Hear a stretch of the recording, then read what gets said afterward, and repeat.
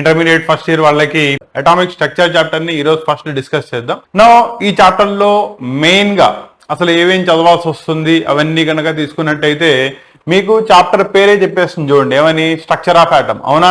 అసలు structure of an atom ని చెప్పాల్సిన అవసరం ఎందుకు వచ్చింది?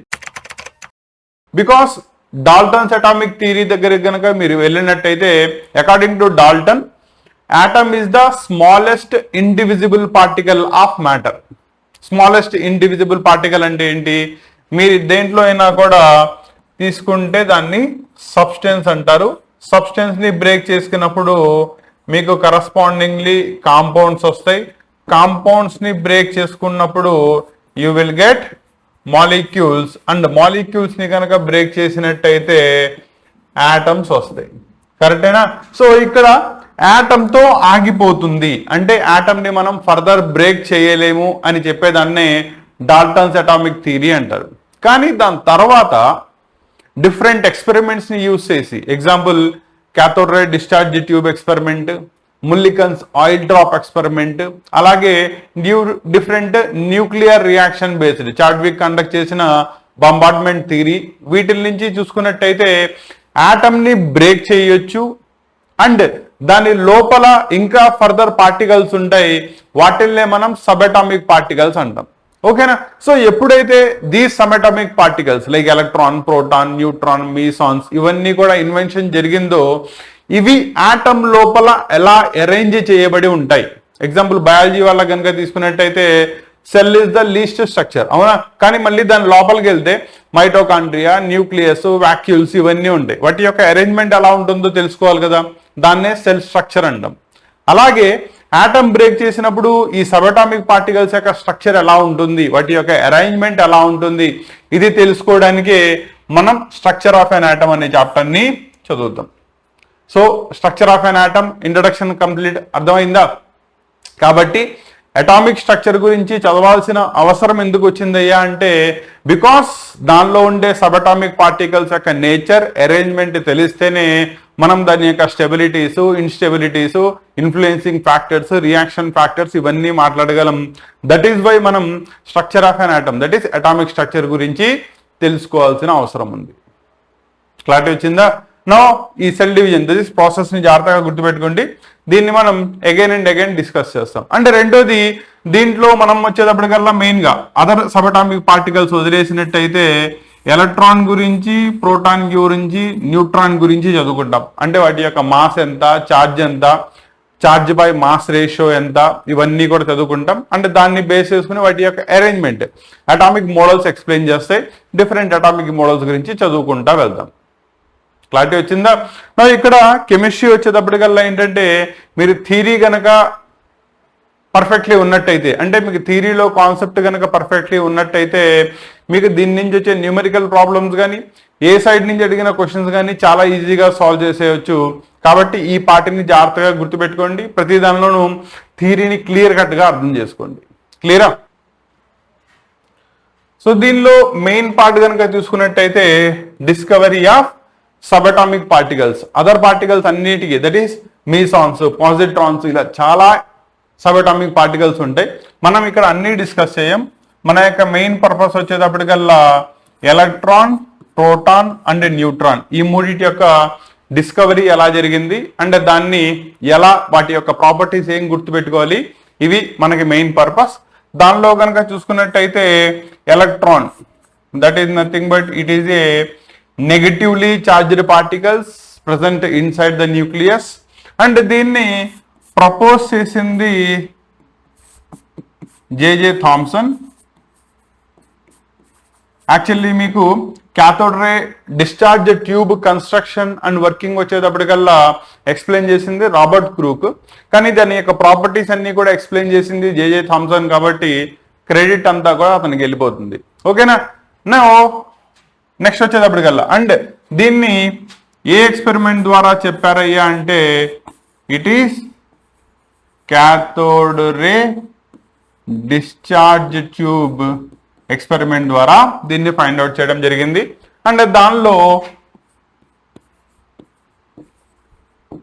ఛార్జ్ ని ఫైండ్ అవుట్ చేయడానికి ముల్లికన్స్ ఆయిల్ డ్రాప్ ఎక్స్పెరిమెంట్ కూడా పనికొస్తుంది. దీన్ని జాగ్రత్తగా గుర్తుపెట్టుకోండి.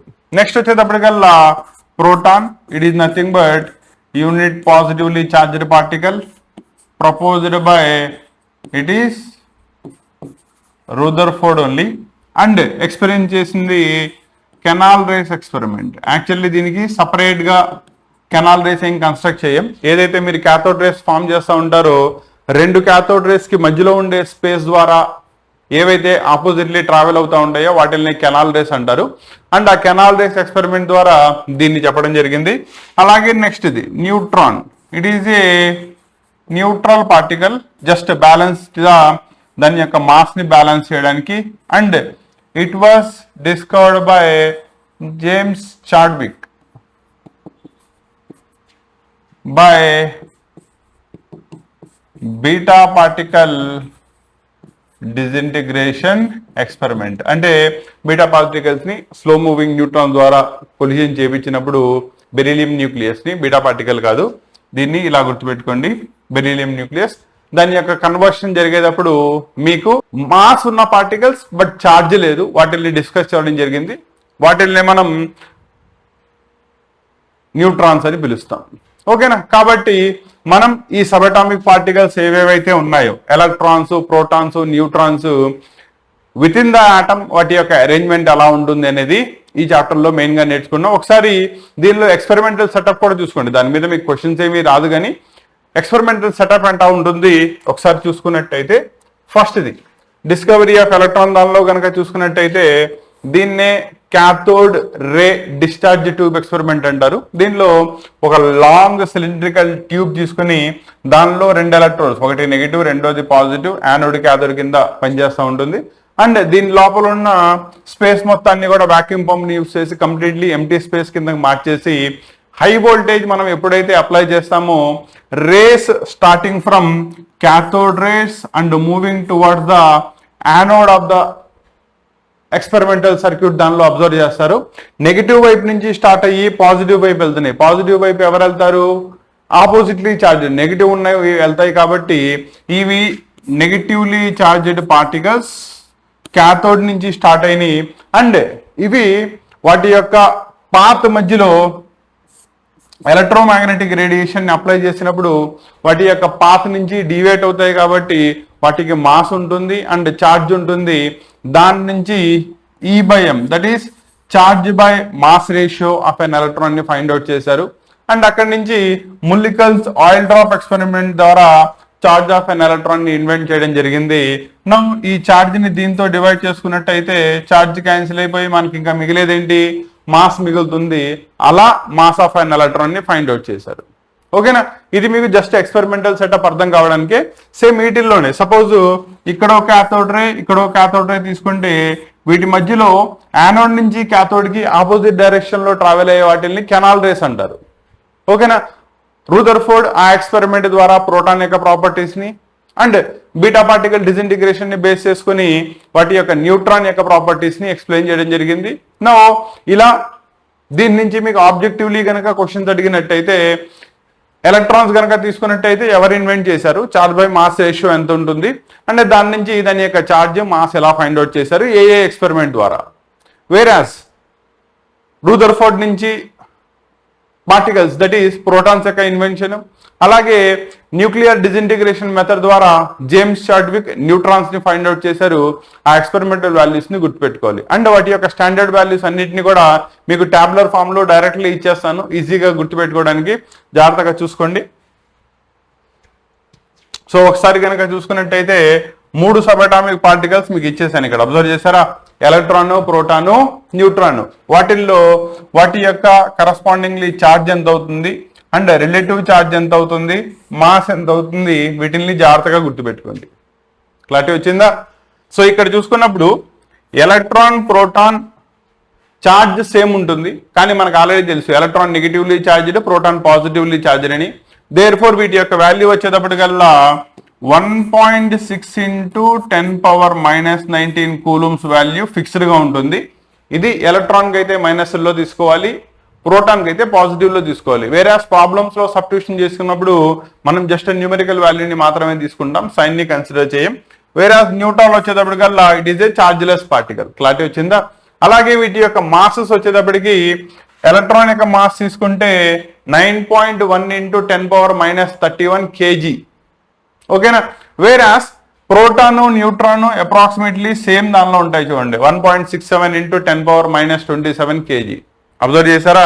నా ఇక్కడ ఇంపార్టెంట్ బిట్ ఏంటంటే one compared to proton and neutron, electrons దానిలో ఎవరు హెవియర్, ఎవరు ఎక్కువ వెయిట్ ఉంటారు? Ultimately proton and neutron are heavier when compared to electron. అవునా? By how many times? జాగ్రత్తగా చూసుకోండి. ఇది 10⁻⁻31 అయితే ఇది 10⁻⁻7 అంటే 10⁻4 టైమ్స్. అంటే ప్రోటాన్ కానీ న్యూట్రాన్ కానీ తీసుకున్నప్పుడు 10⁻4 అంటే 10,000 టైమ్స్ హెవియర్ దాన్ ఎలక్ట్రాన్. ఆబ్జెక్టివ్లీ బిట్ ఎక్కువ ఇంపార్టెంట్, దీన్ని జాగ్రత్తగా గుర్తుపెట్టుకోండి. అండ్ కరస్పాండింగ్లీ వాటి యొక్క అటామిక్ మాస్ యూనిట్లో వీటి యొక్క వాల్యూస్ ఇచ్చేసాడు, వీటిని జాగ్రత్తగా గుర్తుపెట్టుకోండి. క్లియరా? సో దీని మీద ఆబ్జెక్టివ్లీ బిట్స్ అడిగినప్పుడు ఛార్జ్ కానీ మాస్ కానీ లేదా charge by mass ratio values కానీ అడుగుతూ ఉంటాడు. ఇవి జాగ్రత్తగా గుర్తుపెట్టుకోండి. క్లియరా? సో ఇక్కడతో మీకు 3 సబటామిక్ పార్టికల్స్ వచ్చినాయి. They are electrons, protons and neutrons. Clarity వచ్చిందా? నా వీటి యొక్క అరేంజ్మెంట్ ఎలా ఉంటుంది విత్ ఇన్ ద ఆటమ్ లోపల ఎలా అరేంజ్ చేయబడి ఉంటాయి అనేది మనం డిఫరెంట్ అటామిక్ మోడల్స్ నుంచి చదువుకుంటాం. దానిలో బేసికల్లీ స్టార్టింగ్ కనుక తీసుకున్నట్టయితే థామ్సన్స్ ప్లంపడింగ్ మోడల్ లేదా వాటర్ మెలన్ మోడల్ అంటారు, అక్కడి నుంచి స్టార్ట్ అవుతుంది. అది అయిపోయిన తర్వాత రూదర్ఫోర్డ్ మోడల్ వస్తుంది, తర్వాత Bohr's model of an atom వస్తుంది. అలాగే మనం ప్రజెంట్ చదువుతున్న quantum mechanical model of an atom, అక్కడ దాకా కూడా డిఫరెంట్ సిరీస్ లో completely structure of an atom ఎలా ఉంటుంది ఇదంతా కూడా మనం క్లియర్ కట్ గా చదువుకుంటాం. దానిలో bores model of an atom and quantum mechanical model of an atom present చదువుకున్న వాటిల్లో రెండు కూడా one of the most important questions. Clarity వచ్చిందా? సో ఈ ఎలక్ట్రాన్స్, ప్రోటాన్స్, న్యూట్రాన్స్ యొక్క అరేంజ్మెంట్ ఒక్కొక్కళ్ళు ఎలా చెప్పారు అండ్ దాని నుంచి మనం ఏది పాజిటివ్ తీసుకోవాలి, ఏది డ్రాబ్యాక్స్ ఉంటాయి, అవన్నీ కూడా క్లియర్ కట్ గా ఎక్స్ప్లెయిన్ చేస్తాను, జాగ్రత్తగా చూసుకోండి. ఓకేనా అన్న? సో ఇక్కడ దాకా పాయింట్ క్లియరా? సో ఓవరాల్ గా మీకు అటామిక్ స్ట్రక్చర్ లో చదవాల్సిన సబటామిక్ పార్టికల్స్ 3 సబటామిక్ పార్టికల్స్ ఉంటాయి, electrons, protons and neutrons. Next one చెప్పాను కదా అటామిక్ మోడల్స్ గురించి చదువుకుంటామని. ఓకేనా? దీనిలో ఓవరాల్ గా మనం ఎన్ని అటామిక్ మోడల్స్? 4 అటామిక్ మోడల్స్ చదువుతాం. దానిలో ఫస్ట్ వచ్చేటప్పటికల్లా Thomson's model of an atom. ఓకేనా? మీకు బేసికల్లీ ఆయన ఎక్స్ప్లెయిన్ చేసిన మోడల్ ఎలా ఉంటుందో చూసుకోండి. మీరు దీన్ని ప్లమ్ పుడ్డింగ్ అనుకోవచ్చు, లేదా you can consider it as a watermelon కింద కన్సిడర్ చేయొచ్చు. ఓకేనా? దీని నుంచి మనం తీసుకోవాల్సిన పాజిటివ్ వచ్చేటప్పటికల్లా first one, according to this one, atoms are spherical in shape. అవునా? తర్వాత ఇప్పుడు దాకా చదువుతున్న మోడల్స్ లో కూడా ఆటమ్స్ స్పెరికల్ షేప్స్ కిందే కన్సిడర్ చేయబడినాయి. కాబట్టి ఈయన చెప్పిన పాస్టులేట్స్ లో, ఈయనకి నోబెల్ ప్రైజ్ తీసుకొచ్చిన పాస్టులేట్స్ లో one of the positive postulate వచ్చేటప్పటికల్లా atoms are spherical in shape. ఓకేనా? రెండోది వచ్చేటప్పటికల్లా వాటిల్లో ఉండే పాజిటివ్ ఛార్జ్ ఏదైతే ఉంటుందో ఇట్ ఈజ్ యూనిఫామ్లీ డిస్ట్రిబ్యూటెడ్. ఓకేనా? సో ఇక్కడ మీకు త్రూ అవుట్ బ్లూ కలర్ లో ఏదైతే కనబడుతుందో ఇది మీకు దేన్ని రిప్రజెంట్ చేస్తుంది? Positive spear. పాజిటివ్ స్పియర్ అంటే ఏంటంటే దీనిలో ఉండే ప్రోటాన్స్ అన్ని కూడా through out the space equally distribute అయ్యి ఉంటాయి అని చెప్పి థామ్సన్ ఎక్స్ప్లెయిన్ చేశాడు. కానీ నెక్స్ట్ వెళ్ళేటప్పటికల్లా అది ఫెయిల్ అని చెప్పి ప్రూవ్ చేయడం జరిగింది. ఓకేనా? అండ్ దానిలో మీకు ప్లమ్ పుడ్డింగ్ లో ఎలా అయితే వీటిల్లో ఉన్న చెర్రీస్ కానీ లేకపోతే వాటర్ మిలన్ లో కనుక తీసుకున్నట్టయితే సీడ్స్ కానీ అక్కడక్కడ ఎలా అయితే అరేంజ్ చేయబడి ఉంటాయో వీటిల్లో ఉండే negatively charged particles that is nothing but electrons అలా అరేంజ్ చేయబడి ఉంటాయి అని చెప్పింది Thomsons model of an atom. Clarity వచ్చిందా?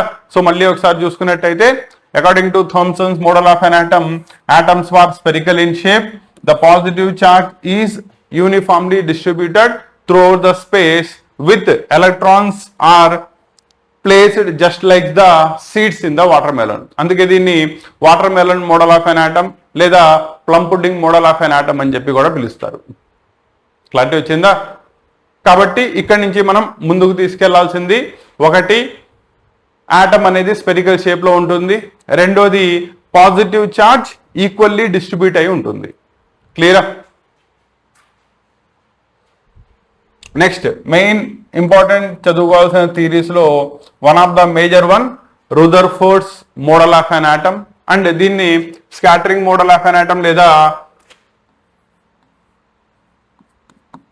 Scattering model of an atom or nuclear model of an atom or దీన్నే planetary model of an atom అంటారు. ఎందుకంటారు మీకు పాస్టులేట్స్ ఎక్స్ప్లెయిన్ చేసేటప్పుడు దాన్ని ఎక్స్ప్లెయిన్ చేస్తాను, జాగ్రత్తగా చూసుకోండి. అంటే దీనిలో బేసిక్ ఎక్స్పెరిమెంటల్ సెటప్ కనుక తీసుకున్నట్టయితే దీనిలో ఆల్ఫా పార్టికల్స్ ని రిలీజ్ చేసే సోర్స్ ఒకదాన్ని సెలెక్ట్ చేసుకున్నారు, లైక్ పొలోనియం ఇలాంటి ఏదైనా రేడియో యాక్టివ్ ఎలిమెంట్ ని కనుక తీసుకున్నట్టయితే అవి ఆల్ఫా పార్టికల్స్ ని బయటికి ఇస్తాయి. అండ్ దాన్ని లెడ్ ప్లేట్ ద్వారా, అంటే కంప్లీట్లీ ఒక బీమ్ వెళ్తుంది, మనకి బీమ్ వెళ్తే దాని యొక్క డిస్ట్రిబ్యూషన్ ఎక్స్ప్లెయిన్ చేయడం కాబట్టి బీమ్ ని ఇన్ ఏ సింగిల్ పోలరైజ్డ్ రే కింద కన్వర్ట్ చేసి ఓవర్ ద గోల్డ్ ప్లేట్, ఓకేనా, గోల్డ్ ప్లేట్ మీద పడినప్పుడు చేసినప్పుడు దానిలో ఆ లైట్ యొక్క బిహేవియర్ ఎలా ఉంటుంది అనే దాన్ని అబ్జర్వ్ చేయడానికి దాని చుట్టూ కూడా ఫోటోగ్రాఫిక్ ప్లేట్ ని ప్లేస్ చేయడం జరిగింది.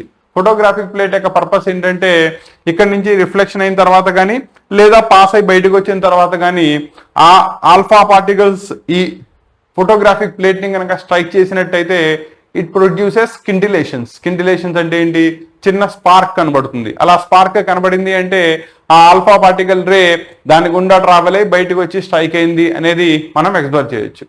సో ఎక్స్పెరిమెంటల్ సెటప్ అర్థమైందా? సో దీనిలో మనకి ఏం కావాలి, ఆల్ఫా పార్టికల్ జనరేటింగ్ సోర్స్ కావాలి, అండ్ సింగిల్ బీమ్ ని పంపించడానికి స్లిట్ ఒకటి కావాలి, అండ్ దాన్ని ఏ ఆటమ్ స్ట్రక్చర్ అయితే మనం స్టడీ చేస్తున్నామో అది గోల్డ్ ఫాయిల్ కింద తీసుకుందాం, అండ్ దాని యొక్క ప్యాటర్న్ అబ్జర్వ్ చేయడానికి దాని చుట్టూ కూడా జింక్ సల్ఫైడ్ తో ఫామ్ చేసిన ఫోటోగ్రాఫిక్ ప్లేట్ ని మనం తీసుకుంటాం. క్లియరా? నో ఇది పాస్ అయ్యి వచ్చిన తర్వాత జరిగిన ప్యాటర్న్ ని కనుక మీరు అబ్జర్వ్ చేసినట్టయితే ఇదిగోండి ఇలా ఉంటుంది. క్లారిటీ వచ్చిందా? సో దీంట్లో ఏదో ఒక దాన్ని కనుక మీరు అబ్జర్వ్ చేసుకున్నప్పుడు ఫర్ అన్ ఎగ్జాంపుల్ ఈ ఆటమ్ని అబ్జర్వ్ చేయండి, ఓకేనా. దీంట్లో అసలు ఏవైతే ఆ పార్టికల్ కి ఆ ఆటమ్ కి దగ్గరగా వెళ్ళట్లేదో without undergoing any deflection బయటికి వెళ్ళిపోతున్నాయి. అబ్జర్వ్ చేశారా? క్లారిటీ వచ్చిందా? అలాగే దీనిలో సెకండ్ ప్యాటర్న్ అంటే ఏంటి, సపోజ్ ఆటమ్ని ఇలా తీసుకుందాం, క్లియరా? దీనికి దగ్గరగా వస్తున్న ఆల్ఫా పార్టికల్ ఎటువంటి డీవియేషన్ లేకుండా ట్రావెల్ అయ్యి బయటికి వెళ్ళిపోయింది. వేరాస్ దీనికి దగ్గరగా వచ్చి స్ట్రైక్ అయింది with an angle of deflection, deflect అయ్యి బయటికి వెళ్ళిపోయింది. వాటిని డిఫ్లెక్టెడ్ రేస్ అంటారు. వేరాస్ ఎగ్జాక్ట్లీ సెంటర్ దగ్గరికి వచ్చినవి అంతే యాంగిల్లో మళ్ళీ 180 degrees లో రీట్రేస్డ్ ఇట్స్ పాత్, అంటే వెనక్కి తిరిగి వెళ్ళిపోయినాయి. ఓకేనా? ఇక్కడ మీరు అబ్జర్వ్ చేయాల్సింది ఆల్ఫా పార్టికల్ అంటే ఏంటి, హీలియం 2,4 న్యూక్లియస్, అంటే దానిలో 2 ప్రోటాన్స్ ఉంటాయి. సో ఇట్ ఈస్ ఎ డైపాజిటివ్, అవునా. నా ఇక్కడ డీవియేట్ అవుతున్నాయి అంటే ఆ సెంటర్ ఆఫ్ ద ఆటమ్ ఏదైతే ఉంటుందో దాన్ని తోసేస్తుంది, కరెక్టేనా, రిపల్షన్ చూపిస్తుంది. పాజిటివ్ ఛార్జ్ ని రిపెల్ చేస్తుందంటే కంపల్సరీగా అది కూడా ఏమై ఉండాలి, పాజిటివ్ ఛార్జేగా. అర్థమైందా? నా ఆటమ్ లో ఇప్పుడు మనకి పాజిటివ్ ఛార్జ్ ఇచ్చేది ఎవరు, ప్రోటాన్, కరెక్టేనా. దీని నుంచి రూదర్ఫోర్డ్ ఎక్స్ప్లెయిన్ చేసింది ప్రోటాన్స్ అన్ని కూడా ఆటమ్ యొక్క సెంటర్ లో ప్రజెంట్ అయి ఉన్నాయి, ఫస్ట్ వన్. రెండోది టోటల్ మాస్ అంతా కూడా సెంటర్ దగ్గరే లొకేట్ అయి ఉంది. మాస్ నిచ్చే సెకండ్ పార్టికల్ ఎవరు, న్యూట్రాన్స్. కాబట్టి neutron is also present inside the nucleus. So ఇక్కడ నుంచి రూదర్ఫోర్డ్ 2 మెయిన్ ఎక్స్పెరిమెంటల్ ఫ్యాక్ట్ ని ఎక్స్ప్లెయిన్ చేశాడు. ఏంటిది, the total mass and total positive charge is concentrated at the centre of the atom. దాన్నే మనం nucleus అని పిలుస్తున్నాము. రిమైనింగ్ స్పేస్ అంతా కూడా ఖాళీగా ఉంటుంది. మరి మూడో సబటామిక్ పార్టికల్స్ ఎలక్ట్రాన్స్ ఏం చేస్తున్నాయి, అవి ఏం చేస్తున్నాయి, న్యూక్లియస్ చుట్టూ కూడా just like planets around the sun ఎలా అయితే ట్రావెల్ అవుతున్నాయో అదే విధంగా న్యూక్లియస్ చుట్టూ within the atom electrons తిరుగుతూ ఉంటాయి.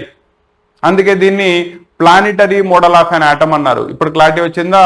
బికాస్ సన్ చుట్టూ ప్లానెట్స్ ఎలా అయితే తిరుగుతూ ఉంటాయో న్యూక్లియస్ లో ఉండే ప్రోటాన్స్ అండ్ న్యూట్రాన్స్ చుట్టూ కూడా, దట్ ఈస్ న్యూక్లియస్ చుట్టూ కూడా ఎలక్ట్రాన్స్ అదే విధంగా తిరుగుతూ ఉంటాయి అని ఎక్స్ప్లెయిన్ చేసింది కాబట్టి ఇది దానికి రిజంబ్లెన్స్ చూపిస్తుంది కాబట్టి it is also known as planetary model of an atom అంటారు.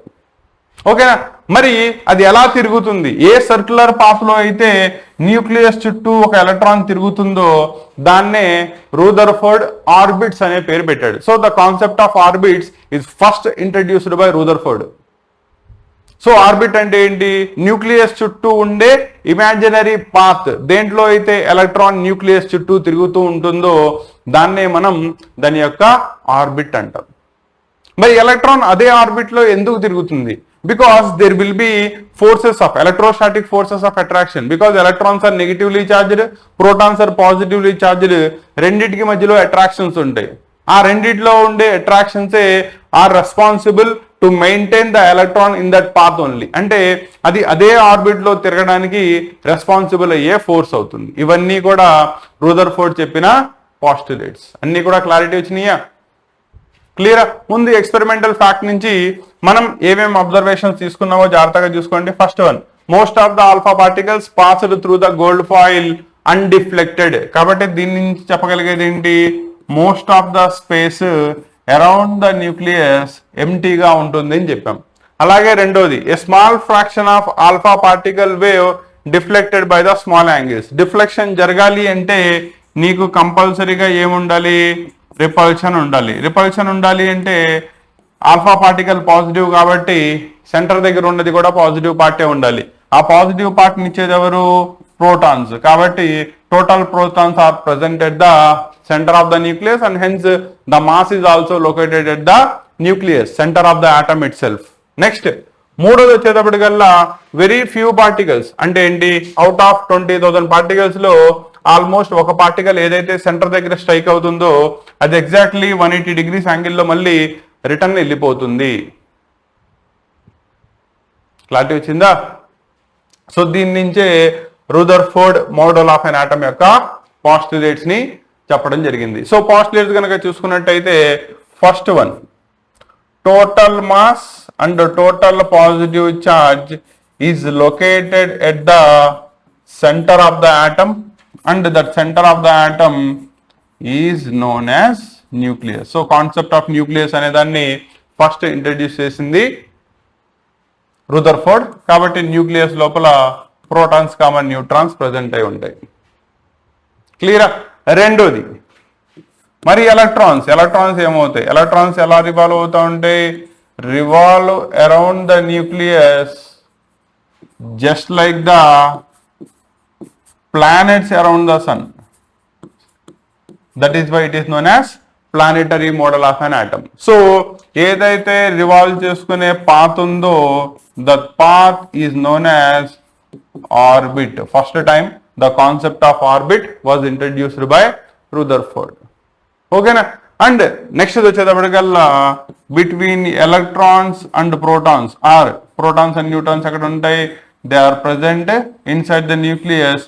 There are electrostatic forces of attraction between them which are responsible for the electron to stay within that path itself.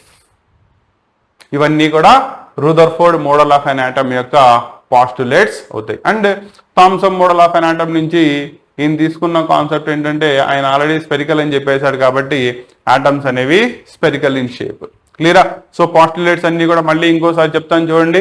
Atoms అనేవి కూడా అన్ని కూడా spherical shape లో ఉంటాయి. దానిలో ఉండే mass positive charge అంతా కూడా సెంటర్ లో లొకేట్ అయి ఉంటుంది. దాన్నే మనం న్యూక్లియస్ అని చెప్తాం. సో న్యూక్లియస్ లోపల ప్రోటాన్స్ అండ్ న్యూట్రాన్స్ ప్రెసెంట్ అయి ఉంటాయి.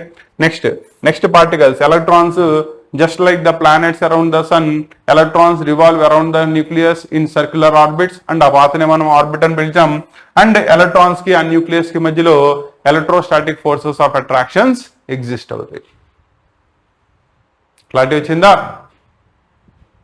So Rutherford alpha particle scattering experiment అన్నా, గోల్డ్ ఫాయిల్ స్కాటరింగ్ ఎక్స్పెరిమెంట్ అన్నా, planetary model of an atom అన్నా కూడా మనం దీన్నే ఎక్స్ప్లెయిన్ చేస్తాం. క్లియరా? దీంతో పాటు మీకు అప్పుడప్పుడు ఆబ్జెక్టివ్లీ కాదు ఐపీ వైజ్ ఎగ్జామ్స్లో అడిగినప్పుడు డ్రాబ్యాక్స్ రాయమని చెప్తాడు. ఓకేనా? ఎనీ 2 డ్రాబ్యాక్స్ నేర్చుకోవాలి. దీని తర్వాత మోడల్స్ ఏవేవైతే చెప్పాయో అవన్నీ కూడా దీని డ్రాబ్యాక్స్ అవుతాయి. ఏ థియరీని అలా తీసుకోండి, ఓకేనా. ఈ థియరీ ఫెయిల్ అయితేనే కదా నెక్స్ట్ వాళ్ళు ఎక్స్ప్లెయిన్ చేసేది. కానీ ఇక్కడ మీరు గుర్తుపెట్టుకోవాల్సిన పాయింట్ ఏంటంటే డ్రాబ్యాక్స్ లో కొన్ని మెయిన్ డ్రాబ్యాక్స్ ఉంటాయి, వాటిని జాగ్రత్తగా మిస్ అవ్వకుండా చెప్పాలి, ఓకేనా. దాంట్లో ఫస్ట్ డ్రాబ్యాక్ కనుక తీసుకున్నట్టయితే it is against to the classical physics. Actually మీరు అబ్జర్వ్ చేసింది ఏంటి, మధ్యలో పాజిటివ్ ఛార్జ్ ఉంటుంది, న్యూక్లియస్ చుట్టూ కూడా ఎలక్ట్రాన్స్ ఒకదాంతో ఒకటి ఆపోజిట్ డైరెక్షన్ లో తిరుగుతూ ఉంటాయి, అవునా. సో ఎలక్ట్రాన్ ఇలా రివాల్వ్ అవుతున్నప్పుడు బోత్ రెండు కూడా ఛార్జ్డ్ పార్టికల్సేగా. సో ఎప్పుడైతే క్లాసికల్ ఫిజిక్స్ ప్రకారం రెండు ఆపోజిట్ ఛార్జ్డ్ బాడీస్ ని ఒకదాని చుట్టూ ఒకటి తిరిగినట్టయితే అదేమవుతుంది, తన యొక్క ఎనర్జీ మొత్తాన్ని కూడా in the form of radiation light కింద బయటికి ఇచ్చేసి ఎనర్జీ లాస్ అయిపోతూ ఉంటుంది, అవునా. ఎనర్జీ లాస్ అయితే ఏమవ్వాలి, ఈ ఎలక్ట్రాన్ కొద్ది కొద్దిగా న్యూక్లియస్ దగ్గరికి వచ్చి at some point it must collide with the nucleus, అవునా. ఎప్పుడైతే ఎలక్ట్రాన్ న్యూక్లియస్ తో కొలైడ్ అవుతుందో న్యూక్లియస్ బర్స్ట్ అయిపోతుంది, ఆటమ్ అనేది ఎగ్జిస్ట్ అవ్వకూడదు. So according to classical physics Rutherford చెప్పిన థియరీ ప్రకారం అసలు ఆటమ్ అనేది ఎగ్జిస్ట్ అవ్వకూడదు, అవునా. కానీ ఆటమ్స్ అనేవి ఎగ్జిస్ట్ అవుతున్నాయి కదా, మనం ఉన్నాము, మన చుట్టూ ఈ స్పేస్ ఉంది అంటే ఆటమ్ యొక్క ఎగ్జిస్టెన్స్ వల్లే. ఆటమ్స్ నుంచి మాలిక్యూల్స్ వచ్చినాయి, మాలిక్యూల్స్ నుంచి కాంపౌండ్ నుంచి ఆర్గానిజమ్స్ తయారైనాయి, కరెక్టేనా. కానీ ఇది దానికి అగైనెస్ట్ గా మాట్లాడింది కాబట్టి this is the first drawback, ఓకేనా. రెండోది, ఈయన ఏదైతే రేడియేషన్ బయటకు వస్తుందని చెప్పారో ఆ radiation according to Rutherford it should be a continuous spectrum అయి ఉండాలి. కంటిన్యూస్ స్పెక్ట్రమ్ అంటే ఏంటి, కలర్ బ్యాండ్స్ అన్ని కూడా ఒకదాంతో ఒకటి మిక్స్ అయిపోయి ఒకే బీమ్ ఆఫ్ రేడియేషన్ ప్రొడ్యూస్ అవ్వాలి. కానీ మనం యాక్చువల్లీ అబ్జర్వ్ చేస్తే నెక్స్ట్ బోర్స్ మోడల్ ఆఫ్ అనాటమ్ లో it is A line spectrum, band spectrum.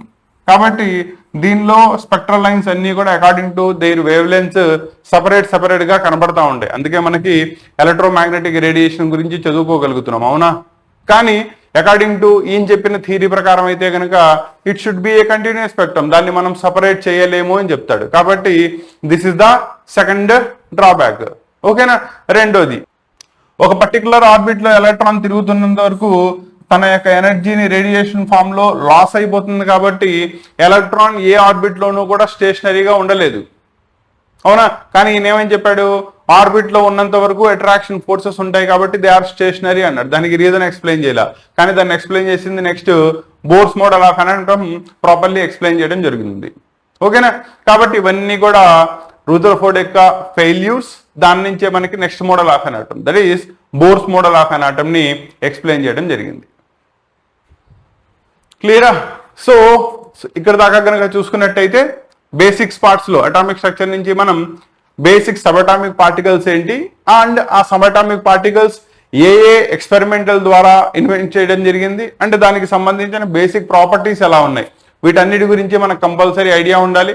దీంట్లో మెయిన్ గా ఎలక్ట్రాన్ యొక్క మాస్, ఎలక్ట్రాన్ యొక్క charge, series of chapters. Next చదవబోయే చాప్టర్స్ లో మీరు కెమిస్ట్రీలో తీసుకున్న, ఫిజిక్స్ లో తీసుకున్న దాని యొక్క ఛార్జ్, మాస్ మనకు కంపల్సరీ గుర్తుపెట్టుకోవాలి, ఓకేనా.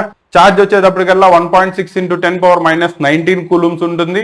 మాస్ వచ్చేటప్పటికల్లా 9.1 × 10⁻31 kgs ఉంటుంది. ఇవి మనకి ప్రాబ్లమ్స్ లో సబ్స్టిట్యూషన్ దానికి కావాల్సిన స్టాండర్డ్ వాల్యూస్, వీటిని జాగ్రత్తగా గుర్తుపెట్టుకోవాలి. రెండోది, ఈ సబటామిక్ పార్టికల్స్ యొక్క అరేంజ్మెంట్ ఎలా ఉంటుందో మనం different atomic models of an atom ద్వారా చదువుతాం. దానిలో ఫస్ట్ వచ్చేటప్పటికల్లా థామ్సన్ ఎక్స్ప్లెయిన్ చేసిన ప్లమ్ పడ్డింగ్ మోడల్ లేదా వాటర్ మెలన్ మోడల్. దాని నుంచి మెయిన్ గా spherical shape of the atom ని, continuous or uniform distribution of charge, positive charge ని తీసుకుంటాం. అలాగే సెకండ్ది ఆల్ఫా పార్టికల్ స్కాటరింగ్ ఎక్స్పెరిమెంట్ లేదా gold foil experiment by Rutherford కనుక తీసుకున్నట్టయితే almost structure of an atom ని బేసికల్లీ ఎలా ఉంటుందో ఎక్స్ప్లెయిన్ చేశాడు. కొన్ని కరెక్షన్స్ చేసి నెక్స్ట్ ఈ మోడల్ ని ఇంకా పర్ఫెక్ట్ చేయడం జరిగింది. క్లియరా. నా దీని నుంచి వచ్చే మెయిన్ పాయింట్స్ ఏంటి అండ్ దీని యొక్క డ్రాబ్యాక్స్ ఏంటి జాగ్రత్తగా గుర్తుపెట్టుకోండి. వీటిల్లో ఐపీ వైజ్ తీసుకున్నా, ఆబ్జెక్టివ్ వైజ్ తీసుకున్నా మోస్ట్ రిపీటెడ్లీ మీకు క్వశ్చన్స్ కనబడతా ఉంటాయి. క్లియరా. సో ఇక్కడ దాకా ఫస్ట్ సెషన్ కాబట్టి ఇక్కడ దాకా జాగ్రత్తగా రివైజ్ చేసుకోండి. దీనిలో ఏమైనా డౌట్స్ ఉన్నట్టయితే కనుక మీకు ఆల్రెడీ చాట్ బోర్డ్ సిస్టమ్ ఉంది కాబట్టి దాని ద్వారా మీ డౌట్స్ అన్నిటిని కూడా క్లారిఫై చేసుకోండి, ఓకేనా. అండ్ క్లాసెస్ ఎలా ఉన్నాయి, దీంట్లో క్లాస్ ఏమైనా ఫాస్ట్ అవుతుందా, ఏమైనా స్లో డౌన్ చేయాలా లేదు పర్లేదా ఇదంతా కూడా ఏమైనా ఉంటే ఇన్ఫర్మేషన్ డెఫినెట్లీ షేర్ చేసుకోండి, ఓకేనా. సో దట్ ఆన్లైన్లో కూడా మనం కుదిరినంత వరకు మీకు తగ్గట్టుగా క్లాసెస్ని అప్డేట్ చేసుకోవడానికి అండ్ మీకు ఈజీలీ ఇంకా బెటర్గా అర్థమయ్యే విధంగా ఫర్దర్ ఇంప్రూవ్మెంట్ చేసుకోవడానికి పనికొస్తుంది, ఓకేనా. క్లాస్ ఎలా ఉంది నాన్న, నచ్చిందా? ఇది మన ఆన్లైన్ క్లాసెస్ దానిలో నుంచి one of the demo class మాత్రమే. ఏపీ ఆర్ తెలంగాణ రెండిట్లోనూ ఇంటర్మీడియట్ లేదా 10th క్లాస్కి సంబంధించి maths, physics and chemistry and దాంతోపాటు సాంస్క్రిట్కి సంబంధించిన క్లాసెస్ అన్నీ కూడా ఆన్లైన్ క్లాసెస్ దానిలో కంప్లీట్ సిలబస్ని ఈచ్ అండ్ ఎవ్రీ పాయింట్తో కవర్ చేసుకుంటూ క్లాసెస్ని మన కాసిం సార్ క్లాసెస్ యాప్ ద్వారా ఆన్లైన్ బ్యాచెస్కి అందించడం జరుగుతుంది, ఓకేనా. రెండో పాయింట్, కాసిం సార్ యాప్ని ప్రమోట్ చేసుకోవడానికి వచ్చిన కమర్షియల్ యాడ్ అయితే కాదు. పర్పస్ వచ్చేటప్పటికల్లా ఇప్పట్లో చాలా మంది ఆన్లైన్ క్లాసెస్ పేరుతో క్లాసెస్ ఏమీ ఉండవు, కాకపోతే ఫీజు పేమెంట్ అయితే ముందు కట్టించేసుకుంటున్నారు, ఓకేనా. అలా కాకుండా మన దానిలో అసలు క్లాసెస్ ఎలా ఉంటాయి, in depth point to point. మీరు దీంతో పాటు ఎంసెట్కి ప్రిపేర్ అయినా ఐఐటి మెయిన్స్ అడ్వాన్స్కి ప్రిపేర్ అవుతున్నా కూడా దాని యొక్క కంప్లీట్ ఫౌండేషన్తో పాటు సిలబస్ కంప్లీట్ అయ్యే విధంగా మీ క్లాసెస్ ఎలా అవుతాయి అనేది తెలియడం కోసమే మీకు ఈ డెమో క్లాస్ని అప్లోడ్ చేయడం జరుగుతుంది. కాబట్టి ఈ క్లాస్ని క్లియర్ కట్గా చూసుకోండి. క్లాస్ నచ్చినట్టయితే దీనికి సంబంధించిన మీ కంప్లీట్ సిలబస్ అన్ని క్లాసెస్ అన్నీ కూడా మన Kasim sir classes app that is online బ్యాచెస్లో అవైలబుల్గా ఉంటాయి. ఇంట్రెస్టెడ్గా ఉంటే కనుక డెఫినెట్లీ ఎన్రోల్ చేసుకోండి. నెక్స్ట్ పార్ట్కి వెళ్దాం. ఇంతకుముందు అటామిక్ మోడల్స్ డిస్కస్ చేసుకునేటప్పుడు స్టార్టింగ్లో వచ్చే బ్రీఫ్ మోడల్స్ అంటే అవి కంప్లీట్లీ ఎక్స్ప్లెయిన్ చేయలేవు. For an example Thomson's plum pudding model లేదా watermelon model of an ఆటమ్ని కనుక తీసుకున్నట్టయితే అది మీకు మెయిన్గా ఏం చెప్తుంది, ఆటమ్స్ వచ్చేటప్పటికల్లా స్పెరికల్ షేప్లో ఉంటాయి, పాజిటివ్ ఛార్జ్ యూనిఫామ్లీ డిస్ట్రిబ్యూట్ చేయబడి ఉంటుంది and negatively charged electrons just like the seeds ఎలా అయితే వాటర్ మెలన్లో ప్లేస్ చేయబడి ఉంటాయో అక్కడక్కడ ఈ ఎలక్ట్రాన్స్ పాజిటివ్ ఛార్జ్లో ఆ విధంగా అరేంజ్ చేయబడి ఉంటాయి అని చెప్పేది Thomson model of an atom. ఇది ఫస్ట్ వన్. రెండోది వచ్చేటప్పటికల్లా Rutherford model of an atom.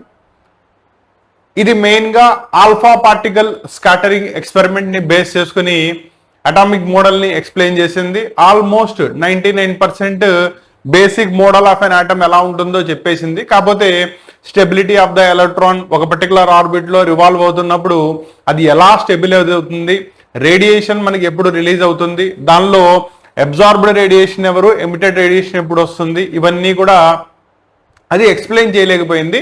దాన్ని ఎక్స్ప్లెయిన్ చేయడానికి 99% అదర్ థియరీస్ చెప్పబడింది. వేరాస్ బేసిక్ స్ట్రక్చర్ అయితే మాత్రం Rutherford model of an atom clear cut గా చెప్పేసింది. ఏమని, ప్రోటాన్స్ న్యూట్రాన్స్ రెండింటిని కలిపి మనం న్యూక్లియన్స్ అంటాం. అవి రెండు కూడా న్యూక్లియస్ లోపల ప్రజెంట్ అయి ఉంటాయి. కాబట్టి total mass of an atom అంతా కూడా సెంటర్ దగ్గర లొకేట్ చేయబడి ఉంటుంది. దాన్నే మనం న్యూక్లియస్ అంటాం. రెండోది ఎలక్ట్రాన్స్ ఏమవుతాయి మరి, ఎలక్ట్రాన్స్ సన్ చుట్టూ ప్లానెట్స్ ఎలా అయితే రివాల్వ్ అవుతూ ఉంటాయో పర్టికులర్ ఆర్బిట్స్ లో, అలాగే ఎలక్ట్రాన్స్ కూడా న్యూక్లియస్ చుట్టూ రివాల్వ్ అవుతూ ఉంటాయి with continuous attractions between nucleus and the electron. Nucleus ఇక్కడ పాజిటివ్లీ చార్జ్డ్, ఎలక్ట్రాన్ వచ్చేటప్పటికల్లా నెగిటివ్లీ చార్జ్డ్. అవునా, ఆపోజిట్లీ చార్జ్డ్ బాడీస్ ఒకదాన్ని ఒకటి ఏం చేస్తాయి, అట్రాక్ట్ చేస్తాయి. కాబట్టి ఆ రెండింటికి మధ్యలో strong electrostatic forces of attractions ఉంటాయి. అందువల్లే ఆ electron in those particular orbits లో రివాల్వ్ అవుతా ఉంటుంది అని ఎక్స్ప్లెయిన్ చేసింది Rutherford model of an atom. కాబట్టి Rutherford model of an atom నుంచి మనం spherical nature of the atom, nucleus లోపల ప్రోటాన్స్ న్యూట్రాన్స్ ప్రజెంట్ అయి ఉండడం, that is concept of nucleus ని ఎక్స్ప్లెయిన్ చేయడం, అండ్ ఆర్బిట్స్ లో ఎలక్ట్రాన్స్ న్యూక్లియస్ చుట్టూ తిరుగుతూ ఉంటాయనే కాన్సెప్ట్ ని ఎక్స్ప్లెయిన్ చేయడం అంతా కూడా రూదర్ఫోర్డ్ థియరీ ఎక్స్ప్లెయిన్ చేసింది. కానీ క్లాసికల్ ఫిజిక్స్ ప్రకారం రూదర్ఫోర్డ్ థియరీ కొన్ని కాన్సెప్ట్స్ లో ఫెయిల్ అయింది. వాటిని ఎక్స్ప్లెయిన్ చేయడానికే మనకు నెక్స్ట్ వచ్చేదాన్ని bores model of an atom అంటాం. అవునా, ముందు bores model of an atom లోకి వెళ్లే ముందు, ఎందుకంటే బోర్స్ మోడల్లోకి మీరు వెళ్ళిన తర్వాత దానిలో ఆర్బిట్స్ ని స్టేషనరీ ఆర్బిట్స్ అని పిలిచినప్పుడు ఇక్కడ రేడియేషన్ ని గురించి కూడా ఎక్స్ప్లెయిన్ చేస్తాం, రేడియేషన్ యొక్క ఎనర్జీని ఎక్స్ప్లెయిన్ చేస్తాం. ఎనర్జీని ఎక్స్ప్లెయిన్ చేయాలంటే మనం ఎక్స్ప్లెయిన్ చేసే ఆ ఎలక్ట్రోమాగ్నెటిక్ రేడియేషన్ యొక్క wave length, wave number, frequency, energy, planks constant ఇవన్నీ కూడా ముందు తెలిసి ఉండాలి. అప్పుడే మీకు బోర్స్ థియరీ అనేది అర్థమవుతుంది. అర్థమైందా? అవి అర్థం కావాలి అంటే దాని ముందు అటామిక్ నెంబర్ అంటే ఏంటి, మాస్ నెంబర్ అంటే ఏంటి, ఐసోటోప్స్ అంటే ఏంటి, ఫ్లాక్స్ క్వాంటమ్ థియరీ ఏం చెప్తుంది, ఫోటో ఎలక్ట్రిక్ ఎఫెక్ట్ అంటే ఏంటి, ఇవన్నీ కూడా ముందు అర్థం కావాలి. కాబట్టి అవన్నీ ముందు ఎక్స్ప్లెయిన్ చేసుకున్న తర్వాతే మనం బోర్స్ మోడల్ ఆఫ్ ఎన్ ఆటంలోకి వెళ్దాం. పాయింట్ క్లారిటీ వచ్చిందా? కాబట్టి sir Thomson model, Rutherford model తర్వాత బోర్స్ మోడల్ అన్నారు. మరి బోర్స్ మోడల్ చెప్పకుండా అటామిక్ నెంబర్ ఇవన్నీ ఎందుకు చెప్తున్నారంటే మీకు Bohr's model of an atom అర్థం కావాలి అంటే దానికి ముందు ఈ కాన్సెప్ట్ అంతా కూడా అర్థం కావాలి. క్లారిటీ వచ్చిందా? నౌ దీంట్లో బేసికల్లీ రెండు కాన్సెప్ట్స్ ఉన్నాయి చూడండి. ఆటమ్ యొక్క రిప్రజెంటేషన్ లో ఇవి రెండు, ఒకటి అటామిక్ నెంబర్, రెండోది వచ్చేటప్పటికల్లా మాస్ నెంబర్. అటామిక్ నెంబర్ ని Z అనే లెటర్ తోను, మాస్ నెంబర్ ని A అనే లెటర్ తోను మనం ఇండికేట్ చేస్తాం. ఓకేనా? దీంట్లో అటామిక్ నెంబర్ దేన్ని ఇండికేట్ చేస్తుంది? Number of protons.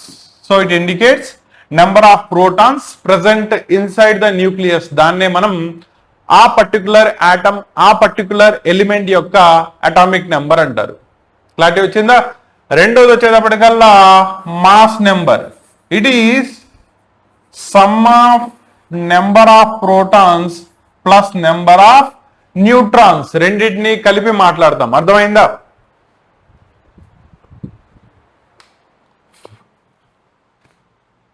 అంటే దీంట్లో మీకు న్యూక్లియాన్స్ అన్ని వచ్చేస్తాయి. సింపుల్ గా చెప్పాలంటే total number of nucleons. Confuse అవ్వమాకండి. న్యూక్లియాన్స్ అంటే న్యూక్లియస్ లోపల ప్రజెంట్ అయ్యి ఉండేవి. న్యూక్లియస్ లోపల ఉండేది ఎవరు? Protons, neutrons. అదే కదా. So total number of protons, neutrons కలిపి రాశాను కాబట్టి నేను దాన్ని టోటల్ నెంబర్ ఆఫ్ న్యూక్లియాన్స్ అని చెప్పేయచ్చు, లేదా some of the number of protons plus some of the number of neutrons అని చెప్పొచ్చు. ఇక్కడ ఇంకో పార్ట్ గుర్తుపెట్టుకోండి.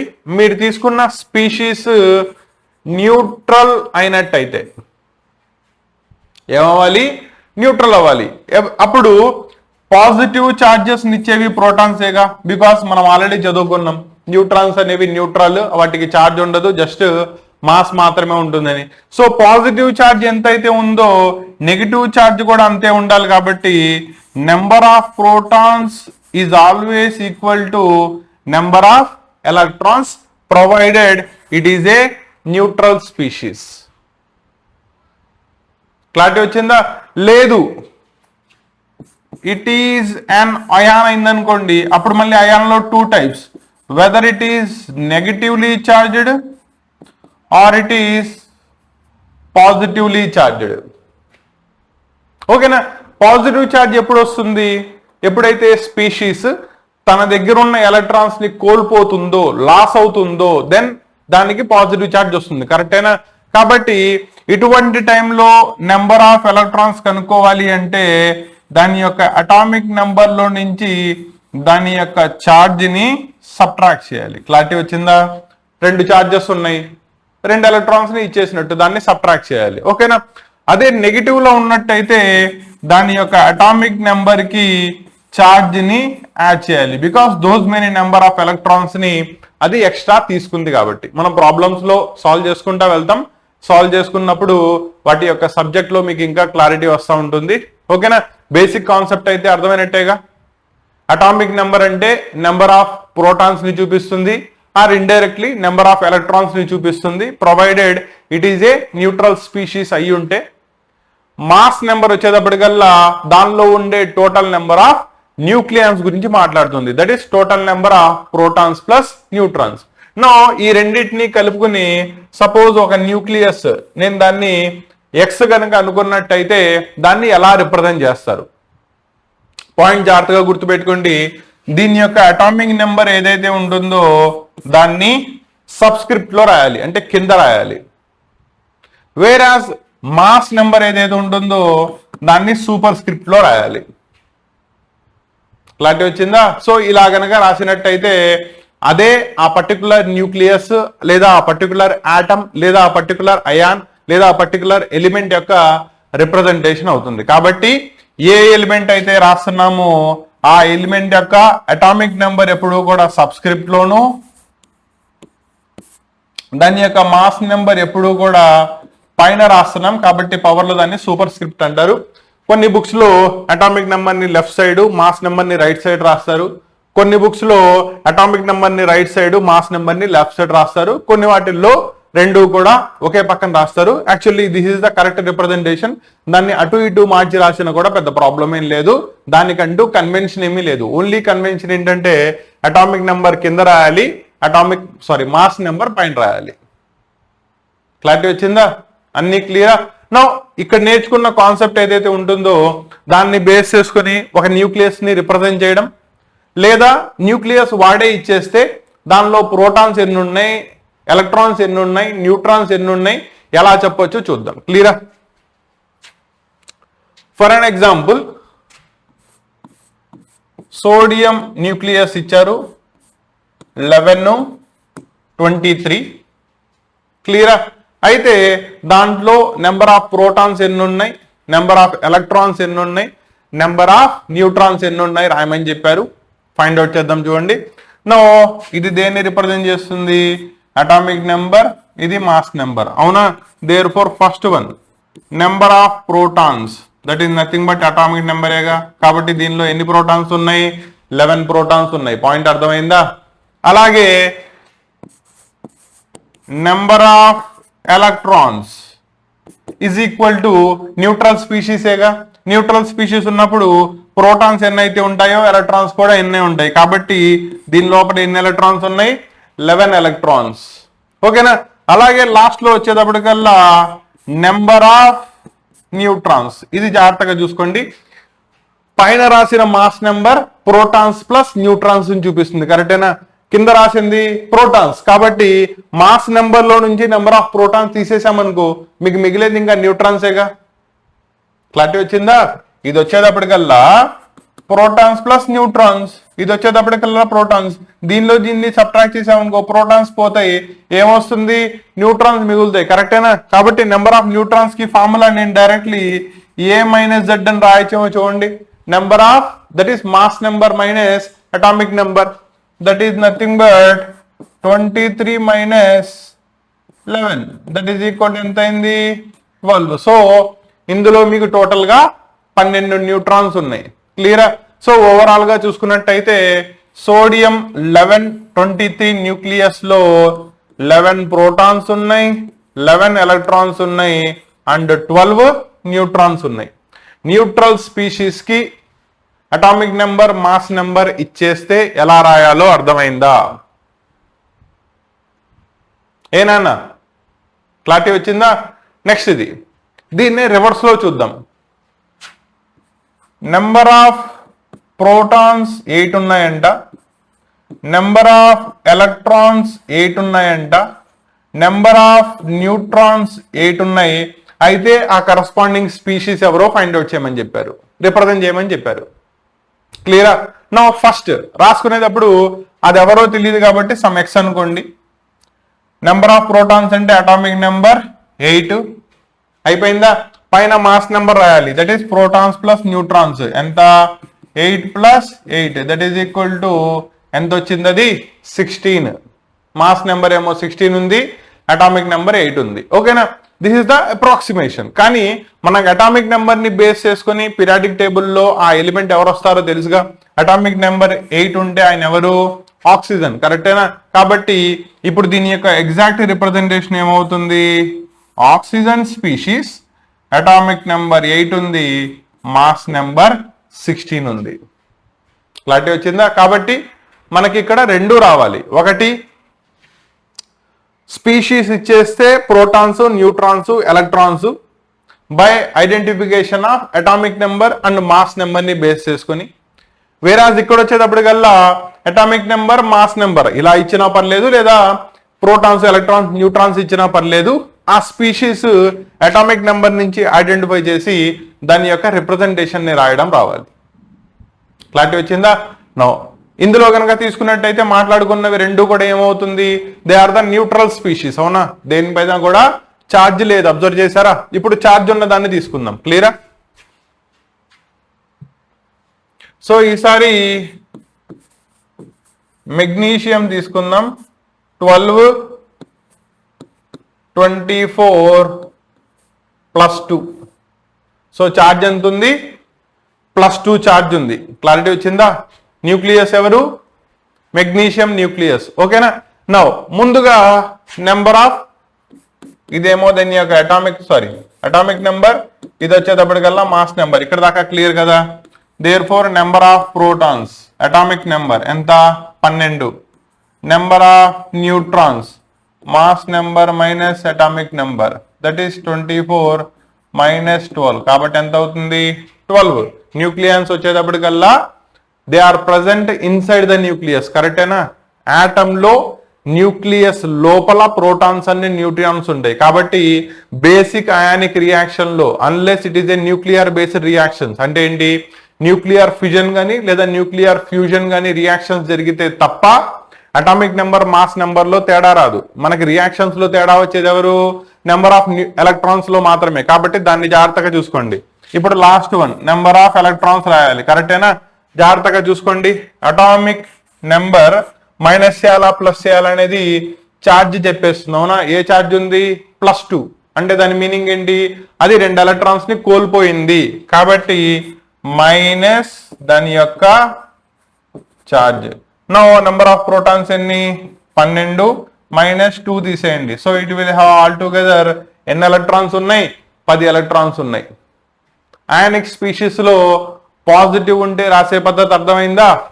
పాజిటివ్ ఉన్నా నెగిటివ్ ఉన్నా number of protons and neutrons లో తేడా రాదు, ఓన్లీ ఎలక్ట్రాన్స్ లో మాత్రమే తేడా వస్తుంది. జాగ్రత్తగా గుర్తుపెట్టుకోండి. అలాగే సల్ఫర్ 16 32 ఛార్జ్ -2 ఉంది. ఓకేనా? రాసే పద్ధతి చూడండి. అటామిక్ నెంబర్ నుంచి number of protons 16, mass number 32 లోంచి దాన్ని తీసేయాలి. Number of neutrons is equal to 32 - 16. So దానిలో 16 ప్రోటాన్స్ ఉన్నాయి, 16 న్యూట్రాన్స్ ఉన్నాయి. అవునా?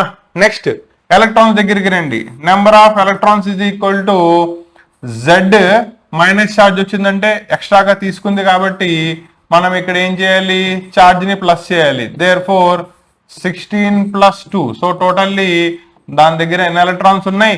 18 ఎలక్ట్రాన్స్ ఉన్నాయి. బికాస్ దానిపైన మైనస్ ఛార్జ్ వచ్చింది అంటే ఎంతైతే ఛార్జ్ వచ్చిందో those many number of electrons ని అది ఎక్స్ట్రాగా తన లోపల గెయిన్ చేసుకుంది అని.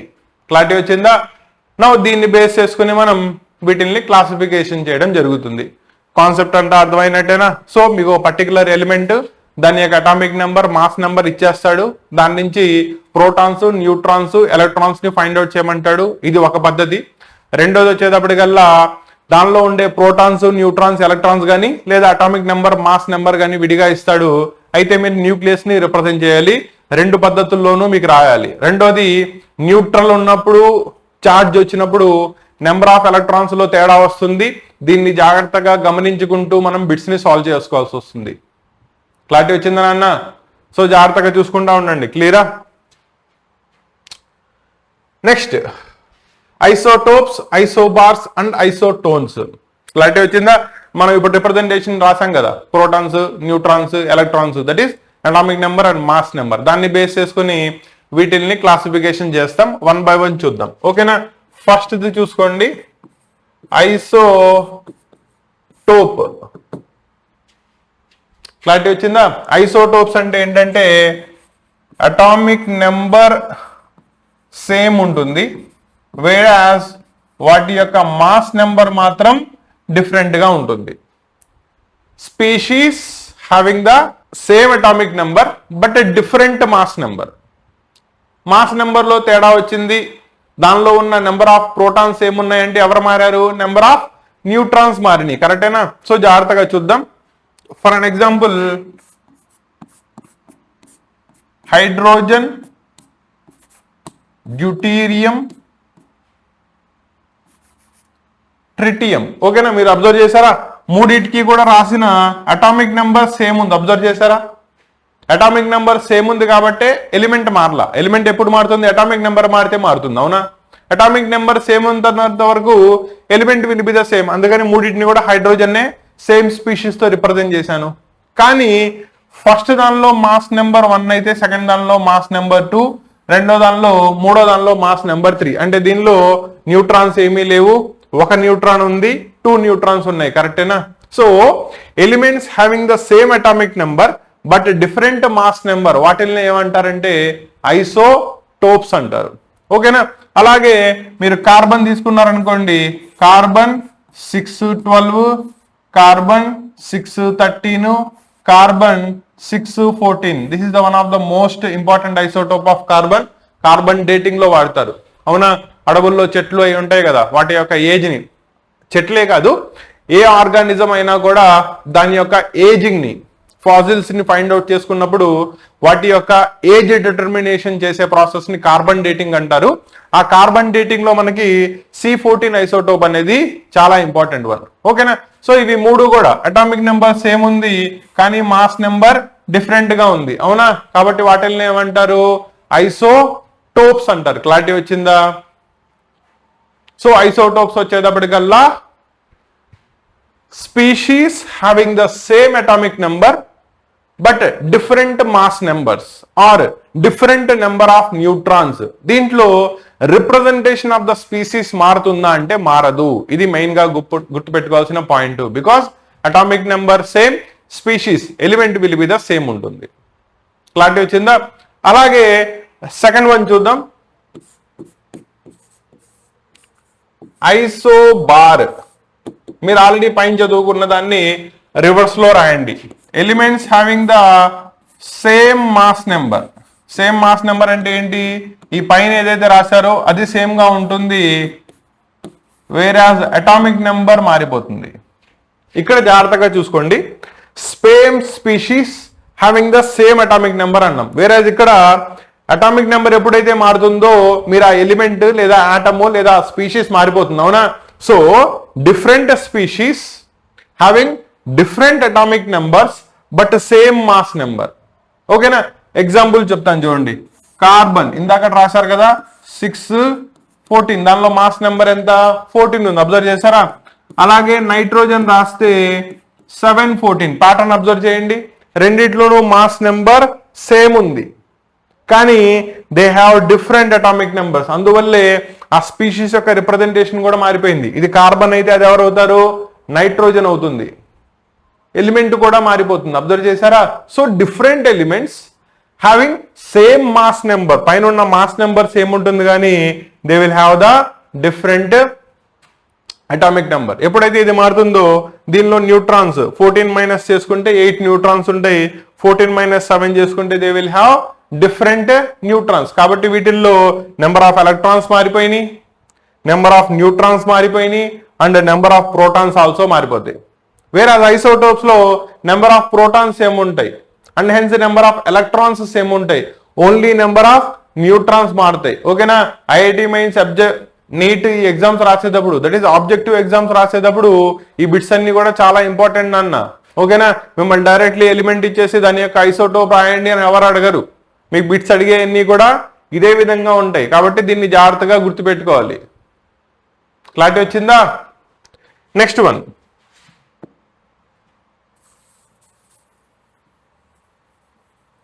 మూడోది మళ్ళీ వేరే పేజ్లో రాయొచ్చు, మళ్ళీ కన్ఫ్యూజన్ దేనికని చెప్పి ఇక్కడే రాస్తున్నాను. మూడోది వచ్చేటప్పటికల్లా ఐసోటోన్స్. ఓకేనా? సో ఇక్కడ జాగ్రత్తగా గుర్తుపెట్టుకోండి. Different elements having different atomic number, different mass number. అన్ని డిఫరెంట్ అయిపోయినాయి. అబ్జర్వ్ చేశారా? స్పీషీస్ మారిపోయింది, అటామిక్ నెంబర్ మారిపోయింది, మాస్ నెంబర్ మారిపోయింది. కానీ ఆ మాస్ నెంబర్ నుంచి అటామిక్ నెంబర్ సబ్ట్రాక్ట్ చేస్తే నెంబర్ ఆఫ్ న్యూట్రాన్స్ వస్తాయి కదా, అది మాత్రం సేమ్ వస్తుంది. కాబట్టి different elements having different atomic number and different mass number but having the same number of neutrons are known as isotones. ఓకేనా? దీనిలో మీకు క్లారిటీ ఇస్తాను చూడండి. Carbon 613, nitrogen 714. ప్యాటర్న్ అబ్జర్వ్ చేయండి. రెండింటికి కూడా ఎలిమెంట్ యొక్క అటామిక్ నెంబర్ సేమ్, అందువల్ల ఎలిమెంట్ కూడా సేమ్. పైన రాసిన mass number same, atomic number డిఫరెంట్గా ఉంది కాబట్టి నెంబర్ ఆఫ్ ఎలక్ట్రాన్స్ సేమ్. కానీ దీంట్లో 13 - 6 చేశారనుకోండి ఎంత వస్తుంది మీకు? 7. కరెక్టేనా? ఇక్కడ 14 - 7 చేస్తే ఎంత వస్తుంది? 7. రెండిట్లోనూ నెంబర్ ఆఫ్ న్యూట్రాన్స్ ఏమైనాయి? సేమ్ వచ్చినాయి. అబ్జర్వ్ చేశారా? అంటే mass number minus atomic number చేసే వాల్యూ ఏదైతే మీకు న్యూట్రాన్స్ ని చెప్తుందో అది మాత్రం ఏమవుతుంది? సేమ్ వచ్చింది. కాబట్టి డెఫినిషన్ జాగ్రత్తగా చూసుకోండి. Different element, different atomic number, different mass number, but same number of neutrons. వీటిని ఏమంటారు? ఐసోటోన్స్ అంటారు. ఆబ్జెక్టివ్లీ చాలా ఇంపార్టెంట్. అండ్ ఐపీ వైజ్ కూడా మీకు ఫస్ట్ ఇనీషియల్లీ అడిగే 9 బిట్స్ ఉన్నాయి కదా, that is multiple choice questions లో వీటిల్ని రిపీటెడ్లీ అడుగుతూ ఉంటారు. జాగ్రత్తగా గుర్తుపెట్టుకోండి. మళ్ళీ మూడింటిని కూడా ఒకేసారి చెప్తున్నాను, జాగ్రత్తగా చూసుకోండి. First concept isotope. Same element ఉంటుంది, సేమ్ అటామిక్ నెంబర్ ఉంటుంది, బట్ డిఫరెంట్ మాస్ నెంబర్స్ ఉంటాయి. వేరాస్ ఐసోబార్స్ డిఫరెంట్ ఎలిమెంట్స్ ఉంటాయి, డిఫరెంట్ అటామిక్ నెంబర్ ఉంటుంది, బట్ సేమ్ మాస్ నెంబర్ ఉంటుంది. అబ్జర్వ్ చేశారా? అలాగే isotones different elements, different atomic number, different mass number also, but same number of difference, that is nothing but number of neutrons. ఇలా ఉంటే వీటిల్ని మనం classification చేసేటప్పుడు isotones, isobars, isotopes అని పిలుస్తారు. ఓకేనా? దీనిలోనే ఇంకో కాన్సెప్ట్ ఉంటుంది, అవి మెయిన్ గా మీకు ఆర్గానిక్ కెమిస్ట్రీలో వస్తుంది. ఐసోమర్స్ అంటారు. ఏమంటారు? ఐసోమర్. ఎలాగో చెప్తున్నాను కాబట్టి ఇక్కడే చెప్తాను, జాగ్రత్తగా గుర్తుపెట్టుకోండి. వీటిల్లోకి వచ్చేటప్పటికల్లా they will have the same molecular formula. Organic compounds having the same molecular formula, but different arrangement. That may be the structural arrangement లో డిఫరెంట్ అయి ఉండొచ్చు, లేదా స్పేషియల్ అరేంజ్మెంట్ లో డిఫరెంట్ అయి ఉండొచ్చు. అంటే వాటి యొక్క బాండింగ్ లోనే తేడా వచ్చి ఉండొచ్చు. బాండ్స్ సేమ్ ఉన్నా కూడా స్పేస్ లో ఆ బాండ్స్ యొక్క అరేంజ్మెంట్స్ లో తేడా రావచ్చు. ఇలా ఉంటే వాటిల్ని మనం ఐసోమర్స్ అంటాం. క్లారిటీ వచ్చిందా? Therefore isomers are nothing but organic compounds having the same molecular formula but different structural arrangement or but different spatial arrangement. Structural isomer లో తేడా వచ్చినట్టయితే వాటిని కాన్స్టిట్యూషనల్ ఐసోమర్స్ అంటారు.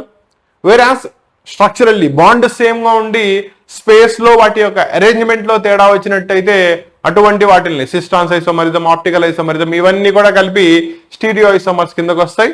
ఆర్గానిక్ చాప్టర్ ని చెప్పేటప్పుడు basics of organic chemistry and alkanes, alkynes, alkynes, benzene and it's compounds ఎలాగూ మీకు ఈ సంవత్సరం సిలబస్ లో ఉంది కాబట్టి అక్కడ వాటి గురించి డిస్కస్ చేస్తాం. క్లారిటీ వచ్చిందా? సో ఈ రోజు క్లాస్ సెషన్ లో మీకు మెయిన్ కాన్సెప్ట్ అండ్ ఇది అర్థమైతేనే నెక్స్ట్ వచ్చే పీరియాడిక్ క్లాసిఫికేషన్స్ కానీ లేదా కెమికల్ బాండింగ్ చాప్టర్స్ కానీ లేదా నెక్స్ట్ వచ్చే కెమిస్ట్రీ పార్ట్ కానీ అర్థమవుతుంది. కాబట్టి atomic number, because atomic number అనేది మోస్లే ప్రపోజ్ చేసినప్పుడు, యాక్చువల్లీ మోస్లే అటామిక్ నెంబర్ అనే కాన్సెప్ట్ ని చెప్పక ముందు మీకు మెండెలిఫ్ కాన్సెప్ట్ లో అటామిక్ మాస్ ఉండేది. దాన్ని బేస్ చేసుకునే మెండెలిఫ్ తన యొక్క పీరియాడిక్ టేబుల్ ని క్లాసిఫికేషన్ చేశాడు. The physical and chemical properties of the elements are the periodic functions of atomic weights అన్నాడు. కానీ అది తప్పని ప్రూవ్ చేసి Moseley energy of the radiation atomic number మీద డిపెండ్ అవుతుందనే కాన్సెప్ట్ తో కాన్సెప్ట్ ఆఫ్ అటామిక్ నెంబర్ ని ప్రపోజ్ చేశాడు. అక్కడి నుంచి ప్రెసెంట్ మనకి పీరియాడిక్ టేబుల్లో ఉన్న 118 ఎలిమెంట్స్ ని 7 groups, that is 7 periods loan 18 groups loan classification చేసుకున్నాం. సో అది అర్థం కావాలి అంటే అటామిక్ నెంబర్ అనే కాన్సెప్ట్ తెలియాలి. ఓకేనా? That is number of protons. అలాగే స్పీషీస్ కి మధ్యలో తేడాలు తెలియాలి అంటే ఈ వేటికి ఐసోటోప్స్ ఉన్నాయి, ఐసోబార్స్ ఉన్నాయి, ఐసోటోమ్స్ ఉన్నాయి, ఇవన్నీ తెలియాలి అంటే మాస్ నెంబరు డిఫరెన్స్ చేసుకుంటే నెంబర్ ఆఫ్ న్యూట్రాన్స్ ఎలా వస్తాయి, ఈ కాన్సెప్ట్ తెలిసి ఉండాలి. ఇది తెలిస్తేనే మనం నెక్స్ట్ వచ్చే కాన్సెప్ట్స్ అన్ని కూడా అర్థం చేసుకుంటాం. కాబట్టి ఇది complete concept over atomic number, mass number, representation of a nucleus. అందులో అయానిక్ అయితే కనుక పాజిటివ్ నెగిటివ్ ఉన్నప్పుడు ఎలా రిప్రజెంట్ చేస్తాం, ఇవన్నీ కూడా. దాని నుంచి isotopes, isobars, isotones and isomers అనేవి ఎలా వస్తాయి డిస్కస్ చేసుకున్నాం.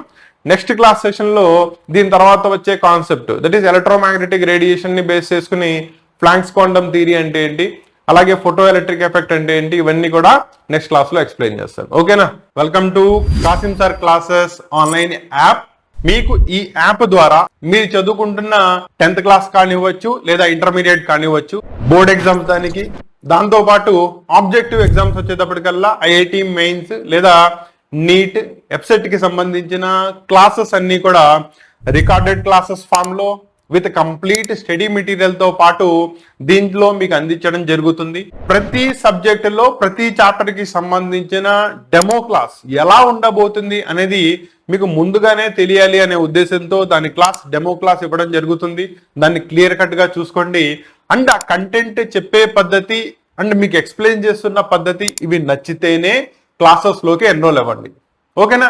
రెండోది, కోర్స్ స్ట్రక్చర్ లోకి ఎన్రోల్ అయ్యే ముందు ఈ పాయింట్స్ ని జాగ్రత్తగా గుర్తుపెట్టుకోండి. దీంట్లో మీకు కంప్లీట్ ప్రతి చాప్టర్ కి సంబంధించిన రికార్డెడ్ క్లాసెస్, దానికి సంబంధించిన important questions, guessed questions, most probable questions, దానికి సంబంధించిన వీడియో క్లాసెస్, నెక్స్ట్ దానికి సంబంధించిన corresponding PDFs, study materials, hand written నా చేతులారా నేను రాసిన షార్ట్ కట్ హ్యాండ్ మెటీరియల్, దీంతో పాటు ఎడిషనల్ ఏవేవైతే కావాలో అవన్నీ కూడా వీటిల్లో అందించడం జరుగుతుంది. దాంతో పాటు చాట్ బోర్డ్ సిస్టమ్ ద్వారా మీకు వచ్చే ప్రతి డౌట్ ని క్లియర్ కట్ గా ముందుగానే గ్రహించి దాన్ని ఎక్స్ప్లెయిన్ చేయడం జరుగుతుంది. కాబట్టి మీ డౌట్స్ అన్నిటిని కూడా వాటిల్లో క్లారిఫై చేసుకోవచ్చు. ఓకేనా? సో ఈ విధంగా నేను చెప్పే క్లాసెస్ అన్ని కూడా రికార్డెడ్ క్లాసెస్ అన్ని ప్రాపర్లీ వింటూ ఒక డే టు డే షెడ్యూల్లో దీన్ని కంప్లీట్ చేసుకుంటూ మీరు ముందుకు సాగాలి అనుకుంటే కనుక డెఫినెట్లీ ఈ క్లాసెస్ ని ఎన్రోల్ చేసుకోండి. అండ్ మళ్ళీ చెప్తున్నాను, దీంట్లో ఏ చాప్టర్ కి సంబంధించి ఏ టాపిక్ కూడా మిస్ అవ్వకుండా, ఒకవేళ మిస్ అయితే కనుక దాన్ని మళ్ళీ రికార్డ్ చేసి అప్లోడ్ చేయడంతో పాటు ప్రతి క్లాస్ యొక్క ప్రతి పాయింట్ ఇందులో డిస్కస్ చేయడం జరుగుతుంది ఇన్ డెప్త్. దాంతో పాటు ప్రాక్టీస్ ప్రాబ్లమ్స్, ప్రాక్టీస్ క్వశ్చన్స్ వీటన్నిటిని కంప్లీట్ చేసుకుంటూనే క్లాసెస్ లో ముందుకు వెళ్ళడం జరుగుతుంది. ఓకేనా? రెండోది, చాప్టర్ వైజ్ వచ్చేటప్పటికల్లా మీకు వీక్లీ ఒక చాప్టర్ అప్లోడ్ చేయడం జరుగుతుంది for every standard and every subject కి సంబంధించి. దానికి సంబంధించిన క్లాసెస్ అన్ని కూడా 30 to 45 minutes, అంటే అంతకంటే ఎక్కువ ఉంటే మళ్ళీ మీరు డివేట్ అయ్యే ఛాన్సెస్ ఉంది. కాబట్టి సో ఎటువంటి బోర్ కొట్టకుండా ప్రశాంతంగా క్లాసెస్ వినుకుంటూ ప్రశాంతంగా మీరు చదువుకునే విధంగా ఆల్మోస్ట్ 30 to 45 minutes మాత్రమే క్లాస్ ఉండేలాగా ఏ పార్ట్ కా part, heading to heading, topic to topic divide చేసుకుంటూ వీటిల్లో క్లాసెస్ ని అప్లోడ్ చేయడం జరుగుతుంది. ఓకేనా? కాబట్టి దానికి సంబంధించిన డెమో క్లాసెస్ చూసుకోండి. అవి నచ్చితేనే కోర్సులోకి ఎన్రోల్ అవ్వండి. రెండోది, ఫీ స్ట్రక్చర్ వచ్చేటప్పటికల్లా మీకు ఇయర్ మొత్తం ఈ కోర్సును అందించడం జరుగుతుంది. కాబట్టి సపోజ్ మీరు ఇంటర్మీడియట్ చదువుతున్నారు, ఇంటర్మీడియట్ లో మ్యాథ్స్ సంబంధించి మీకు కోర్స్ కావాలి, దానికి సంబంధించి కంప్లీట్ 1 year కోర్స్, రేపొద్దున నీ బోర్డ్ ఎగ్జామ్స్, ఆబ్జెక్టివ్ ఎగ్జామ్స్ అయిపోయేదాకా కూడా ఈ కోర్స్ నీకు అవైలబుల్ ఉంటుంది. క్లాసెస్ అన్ని కూడా ఎవ్రీ వీక్ అప్లోడ్ అవుతూనే ఉంటాయి. క్లారిటీ వచ్చిందా? ఇలా ఈ క్లాసెస్ లో ఎన్రోల్ అవ్వాలి అనుకుంటే కనుక దానికి సంబంధించిన లింక్స్, డిస్క్రిప్షన్స్ అన్ని కూడా మీకు కింద డిస్క్రిప్షన్ లో ఇవ్వడం జరిగింది. ఎంత ఉంటుంది ఏంటనేది దానిలో ఎన్రోల్ అయ్యి ఈ క్లాసెస్ లో మీరు ముందుకు వెళ్ళొచ్చు. ఓకేనా? దానికి సంబంధించి ఏమైనా డౌట్స్ ఉన్నా, ఏమైనా క్వెరీస్ ఉన్నా దానికి సంబంధించిన కాంటాక్ట్ నెంబర్స్, ఛానల్స్ యొక్క లింక్స్ ఇవన్నీ కూడా ప్రొవైడ్ చేయడం జరిగింది. అవన్నీ కూడా జాగ్రత్తగా చూసుకుంటూ ఛానల్లోకి ఎన్రోల్ అవ్వండి.